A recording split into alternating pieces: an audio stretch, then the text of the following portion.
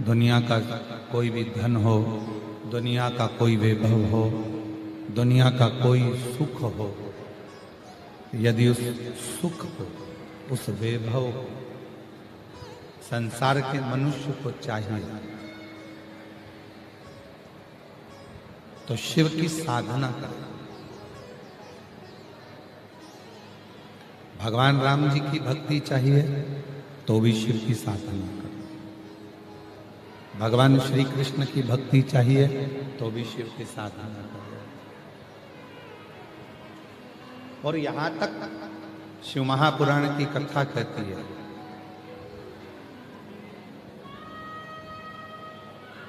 ऐसा कोई सिंहासन नहीं है जिस सिंहासन पर आप नहीं पहुंच सकते,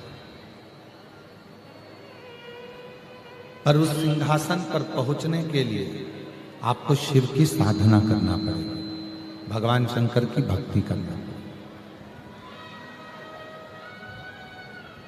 अपने मन में, अपने बुद्धि में, अपने चित्त में, अपने हृदय में एक नम्रता का, एक दया का भाव लाना पड़ेगा।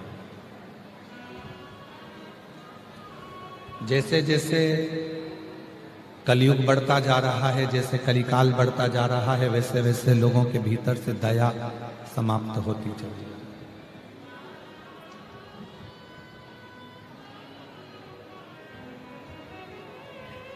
जैसे जैसे कलिकाल बढ़ रहा है, दिखावा, प्रपंच, पाखंड, ढोंग, ढकोसला और ना जाने क्या क्या आडंबर दुनिया में छाता जा रहा है। भक्ति कम होती जाएगी,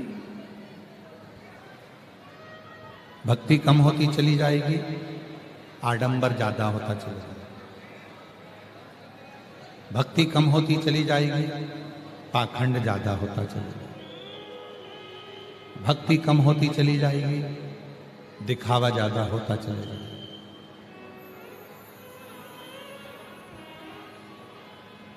और आज हो क्या रहा है? जो ज्यादा दिखावा करता है वही श्रेष्ठ कहला रहा है। भक्ति लोग कर कहां रहे?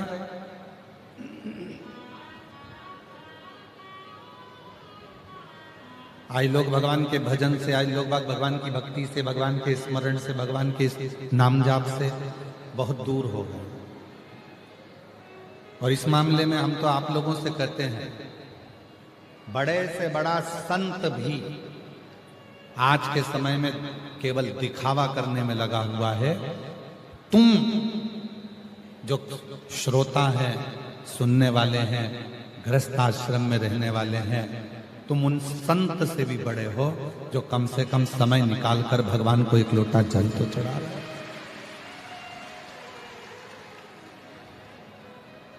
तुम उनसे भी बड़े हो। कम से कम समय निकालकर भगवान के मंदिर जा रहे हो, समय निकालकर भगवान के मंदिर में पहुंचकर एक लोटा जल चढ़ा रहे हो। जो जितना जितना दिखावा कर कर कर बहुत महान बनता चले जाता है, वो परमात्मा की भक्ति से बहुत दूर हो जाता है। उसके मुख से भगवान का नाम निकलता ही नहीं।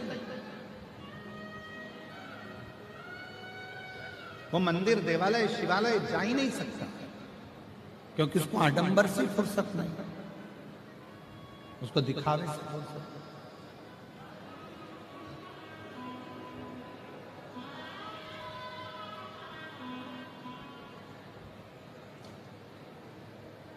एक बार हम प्रवचन सुन रहे थे तो पूज्य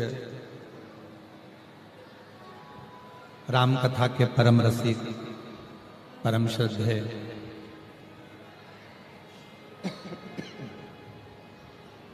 श्री मोरारी बापू जी ने एक बात कही थी।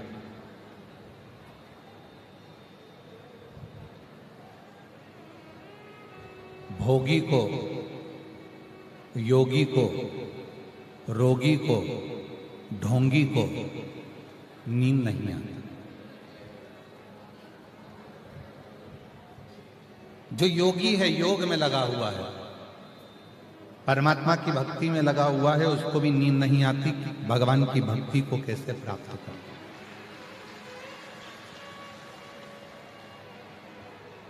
जो योग में लगा है। एक रोगी व्यक्ति होता है जिसको रोग लग गया, उस रोगी को भी नींद नहीं आती क्योंकि रात भर उसको कष्ट होता है शरीर में। एक भोगी जो भोग में डूबा हुआ है, काम वासना में डूबा हुआ है, आसक्ति में डूबा हुआ है, उसको भी नींद नहीं आती। और चौथे नंबर पर है जो ढोंगी है, कल क्या ढोंग करना है, कल क्या नया करना है, जो ढोंग में लगा हुआ है उसको भी नींद नहीं आती। पूज्य श्री मोरारी बापू जी ने अपने रामचरितमानस में ये 4 ऐसे व्याख्यान दिए जिसको जीव को समझना चाहिए। आज पूरी दुनिया केवल दिखावे की रही, भक्ति समाप्त हो, भजन समाप्त हो। रुद्राक्ष की बहुत सारी माला पहन लो, दिखावा कर लो, भगवान मिलेंगे ना मिल सकते। खूब सारा चंदन लपेट लो, खूब लंबे लंबे बाल बना लो, खूब अच्छे अच्छे कपड़े पहनकर 2-4 लेक्चर दे दो, भगवान प्रसन्न हो जाएंगे? नहीं हो सकते। वीर शैव लिंगायत संप्रदाय के 63 नयनारों की कथा आती है।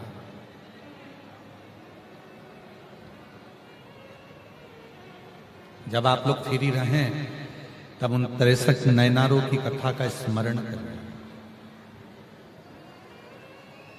वीर शैव लिंगायत संप्रदाय में भगवान शंकर के 63 भक्तों की ऐसी कथा आती है कि जिन्होंने दिखावा नहीं करा, वो दिखावे से परे है, दिखावे से दूर।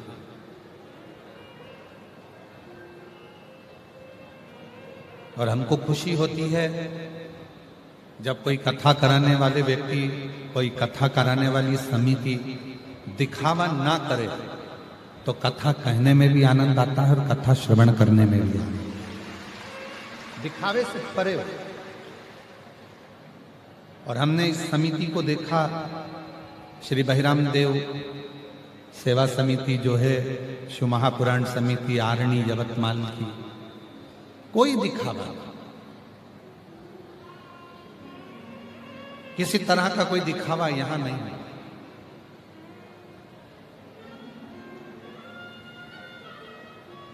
कथा सुनना है, स्मरण करना है, सेवा करना है, इसमें दिखावे की जरूरत नहीं। मेरी जीजियों, मेरे जीजाओं, मेरी बेटियों, मेरे बेटाओं, मेरे बुजुर्ग माँ बाप, याद रखना, शंकर भगवान को पाने के लिए कल भी कथा में कहा था, भीतर मन में दया रखिए, विश्वास रखिए, आडंबर से दूर रही है और शिव जी को अपने हृदय में बिठाने का प्रयास करिए। शंकर तुम्हारी चित्त वृत्ति में बैठे। अब यहां कौन सा दिखावा हो रहा? आप सब बैठे हो, आप लोगों के लिए ना तो गद्दा लगा है, ना गादी लगी है, ना कोई बिठाने की व्यवस्था है, नीचे पूरा कीचड़ भरा पड़ा है, पूरी मेटिन कीचड़ में लथपथ है, पंडालों में जगह नहीं है, बाहर के पंडाल उड़ चुके हैं, फट गए हैं, लोगों ने अपना अपना एक एक तिरपाल, छाता, पन्नी, साड़ी जो लगा सकते हो वो लगा लगा कर बैठे हो। रोड तक शिव भक्त बैठे हुए हैं, पूरे ग्राउंड में कहीं जगह नहीं है और पूरा ग्राउंड कीचड़ से लथपथ है। पूरा सुबह 6 बजे फिर पानी आ गया था, 5-6 बजे फिर पानी गिरना चालू हो गया था, फिर कीचड़ हो गया।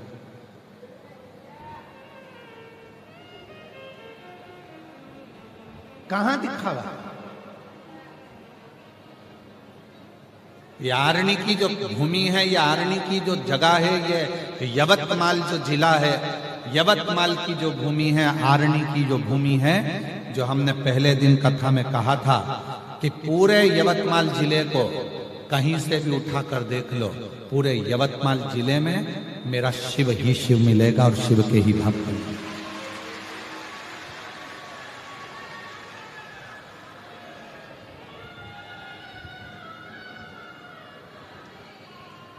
पूरे यवतमाल आरणी के पूरे जिले में, पूरे क्षेत्र में जाकर देख लिए, शिव ही शिव। इसीलिए यहां का जो भक्त है, यहां का जो शिव भक्त है, वो केवल शिव के लिए जीता है, शंकर के लिए भजन कर।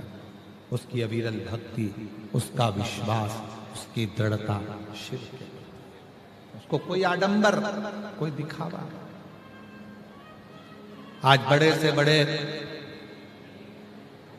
बड़े कुर्सियों पर बैठकर, बड़े बड़े स्थानों पर बैठकर भी लोग आडंबर और दिखावे में लगे। पर भक्त का, शिव के भक्त का सबसे बड़ा लक्षण ही यही है कि उसको दिखावा अच्छा नहीं लगता।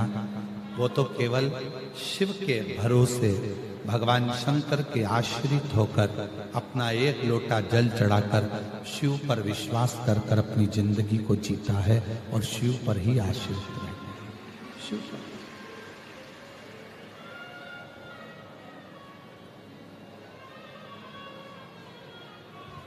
अभी हम जयपुर में थे, 2 दिन हम सबसे मिलते हैं, 5वां दिन छठा दिन, और मिलने का समय भी लगभग पक्का रहता है। शाम के 7 बजे मिलते हैं, 7:30 बजे उठ जाते हैं। पूरे 7 दिन में केवल 2 दिन मिलना होता है, चाहे वो कोई भी आए। शाम को 7 बजे से 7:30 बजे हम सबसे बस आधा घंटा। अब आधा घंटा में आप लोग कैसे मिलोगे, क्या बोलोगे? श्री शिवाय नमस्तुभ्यम बोलो, हाथ जोड़ो, प्रणाम करो, चलते हैं। हम आप लोगों से ज्यादा बात भी नहीं करते।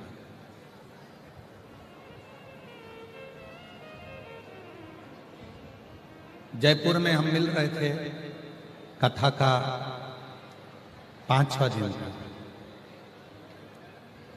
एक लड़का आया,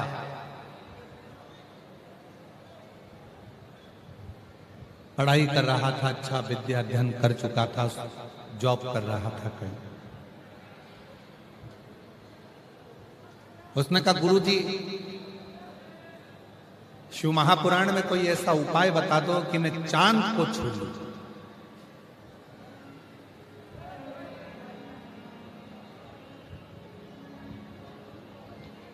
शिव महापुराण में कोई ऐसा उपाय बता दो कि मैं चांद को छू लूं।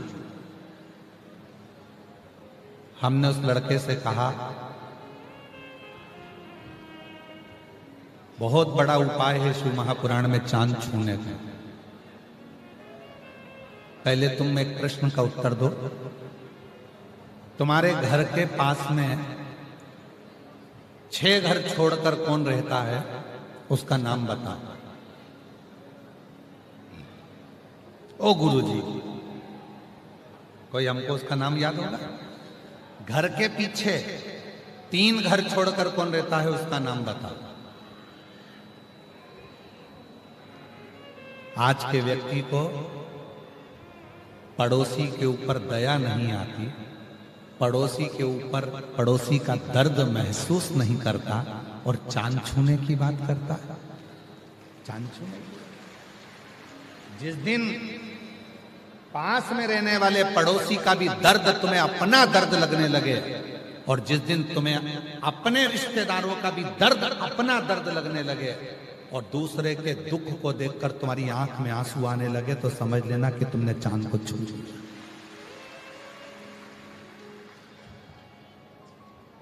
चांद छूने से पहले घर में रहने वाले माता पिता का दिल तो छू कर देखो।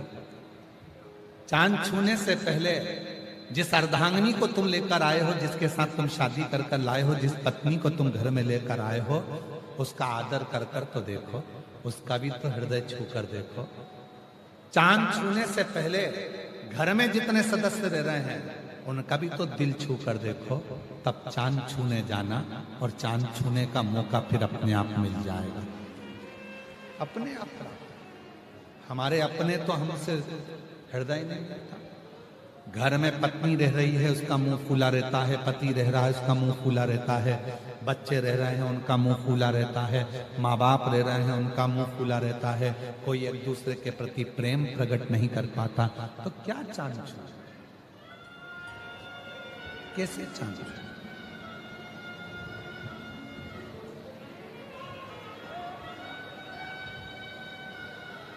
और मत बुरे कर्म कर बंदे वरना पछताएगा, भगवान की आंखों से तू बच नहीं पाएगा, तू बच नहीं पाएगा। अरे ओ अज्ञानी मत करना, अरे ओ अज्ञानी मत करना, तेरे कर्म का फल भी तू ही पाएगा, जैसा किया तूने तेरे आगे आएगा। मत बुरे कर्म कर वरना पछताएगा, भगवान की आंखों से तू बच नहीं पाएगा, तू बच नहीं पाएगा। अरे ओ अज्ञानी मत करना। चांद बाद में छूना, पहले अपने हृदय को छू, आडंबर से दूर हो जाओ, दिखावे से दूर हो जाओ। और आरणी की इस पवित्र कथा में यवतमाल की भूमि पर कहूं, जितने भी श्रोता भाई बहन पंडाल में कथा सुन रहे हैं, पंडाल के बाहर सुन रहे हैं, चाहे आस्था चैनल पर सुन रहे हैं, चाहे फेसबुक यूट्यूब पर सुन रहे हैं, चाहे सोशल मीडिया पे सुन रहे हैं,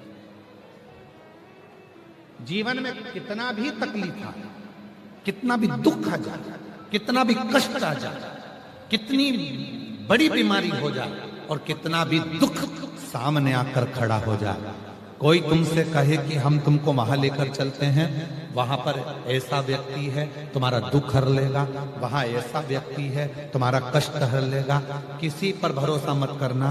अपने घर में से तांबे का एक लोटा उठाना, पानी भरना मटके का, हंडे का, और लेकर सीधे शंकर के मंदिर में जाना चालू कर देना, तुम्हारा दुख कटना प्रारंभ। किसी आडंबर में मत जाना।